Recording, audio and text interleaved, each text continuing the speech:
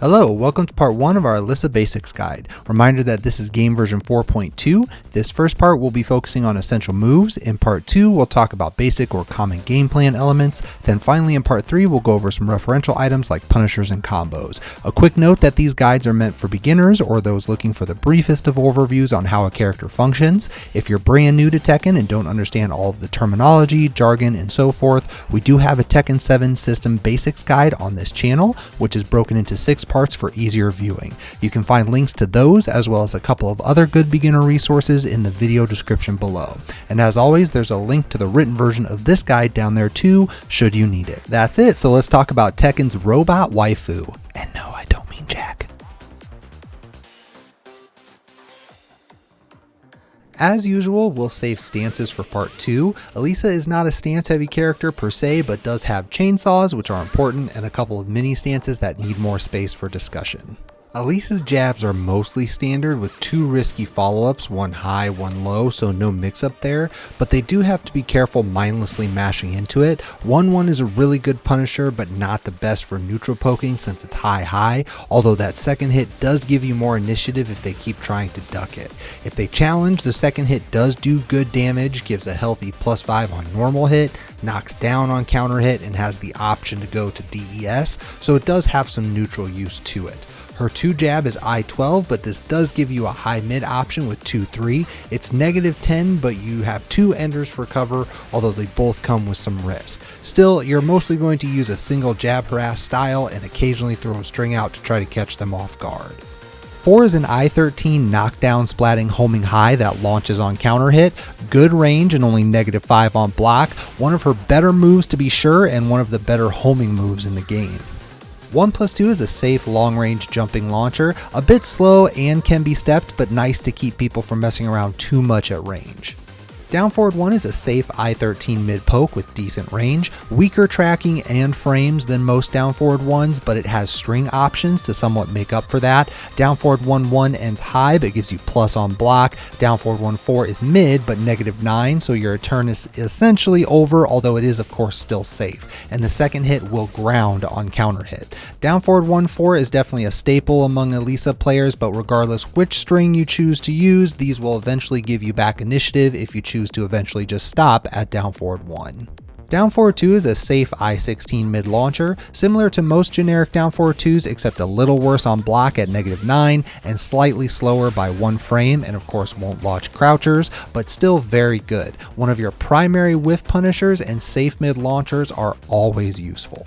Down forward 4 is a safe I-12 mid poke. You'll often see this as a replacement for down forward 1 since it's faster and has better frames, has good range as well. Great poke overall, so something you'll use a lot. Down forward 3 is a safe I-16 mid poke. It's essentially a slower but longer range version of down forward 4 that gives +1 on hit instead of +4. However, it does have a second low hit for cover. It's risky since they'll have plenty of time to crush or parry it, but it's chunky and can knock down on counter hit, so use it for baiting out a response or simply stopping non-crushing challenges. Down 3 is one of her best and trickiest lows, huge active window which is tied to its range, low crushes and goes to her backup stance. At range 0 it can be launched, but it can be safer if spaced right, which makes it hard to punish overall since your opponent has to make a guess about how bad they think it is based on how far away you are when you use it. It also launches on counter hit and gives a free backup one at tip range on normal hit, so it's a really good move. Down back 3 is an I-16 high crushing low poke, only -12 and has good range, so can be spaced to make it even better. Tracks well in both directions, particularly her left, and leaves her in full crouch. Very low damage and negative on hit, but thanks to her great sidewalk and the ability to space it, it's great for setup, so you'll be using it a lot. Back 1 is a safe I-15 mid poke, massive +8 on hit, good tracking, particularly to her right, and leaves her in full crouch. Has a quirky follow-up, not really recommended, but it's a great poke, so something you'll use a lot. Forward 2 is an I-17 mid poke, essentially a slightly slower version of back 1 but with more range, string options, and even a tad safer on block. Forward 2 1+2 is also a good way to get to DES, so you'll see that a lot, but both forward 2-1 and forward 2-3-3 are there to keep your opponent honest and give you more mental frames on forward 2 alone, although both strings do come with some risk of course. Back 2 is an I-18 mid with 2 natural combo follow-ups, -12 on block. Both of the strings have risks, one is punishable, one is high, but the typical approach uses back 2-4 with a delay since the second hit launches on counter hit. This is usually enough to freeze them and give you back initiative on back 2. Back 2-4 is also confirmable if the back 2 happens to hit, and if they're trying to do some weird high crush business, back 2-1 can be the check for that. Back 3 is a big wind-up homing mid, knockdown splat on hit. The homing aspect is the primary reason this is a good move, but it's also safe on block.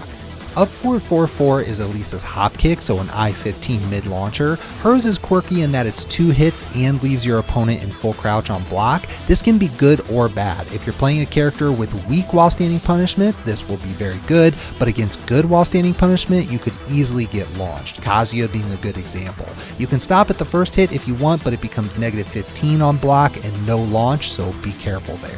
Back 4-2 is a safe high power crush, huge active window from frame 16 to 24 and is very long range. Knockdown splat on hit, it's a really simple strong power crush. Down forward 1+2 is an I-18 mid power crush, -13 on block, +8 on hit going into DES. Strictly speaking, back forward 2 is a better power crush for most situations, but this offers you a way into DES with big plus frames, and since it now tail spins, it'll give you a juggle if you catch a float, so it absolutely has its place.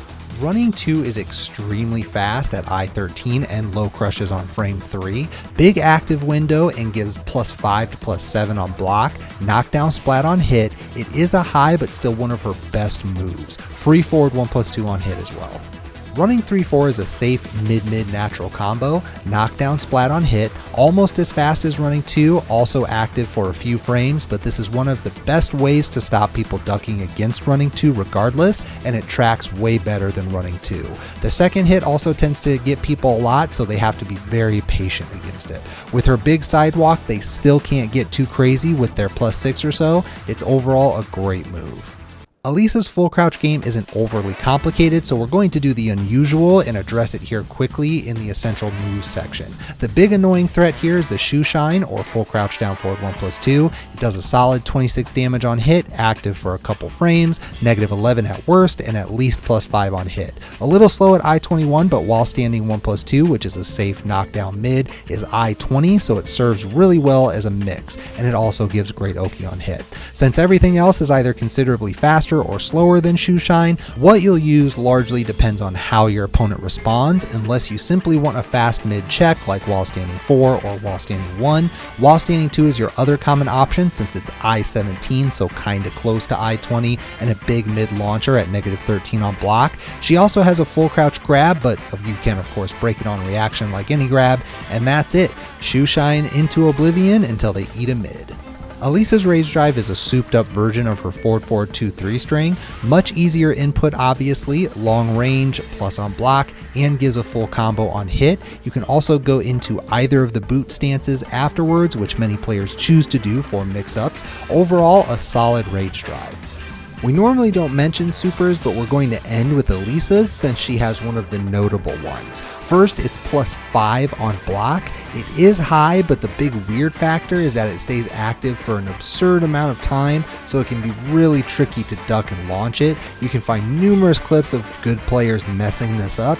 Depending on the character, it's almost better for them to punish with a strong full crouch move that stays in full crouch if they have one. It's not anything to rely on, but definitely one of the trickier supers in the game and far more likely to bail you out than a normal super.